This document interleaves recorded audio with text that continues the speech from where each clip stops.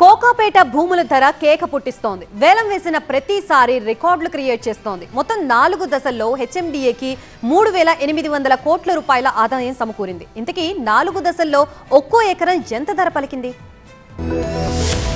Hyderabad Kokapet భూములకున్న demand ప్రస్తుతం తెలంగాణలో ఎక్కడా లేదు. వేలంలో హెచ్ఎండిఏకు వేల కోట్లు కురిపిస్తున్న ఈ భూములు ఇటీవల నిర్వహించిన వేలంలో ఎకరాకు 151 కోట్లు బలికి రికార్డు సృష్టించిన భూములు 4వ విడతలో కూడా భారీ ధరకు అమ్ముడుపోయాయి. 4వ విడతలో కోకాపేట గోల్డెన్ మైల్ లోని 1.98 ఎకరాలకు అధికారులు ఈ వేలం నిర్వహించగా ఎకరా భూమిని 77,75 లక్షలకు దక్కించుకుంది శ్రీ చైతన్య విద్యా సంస్థ.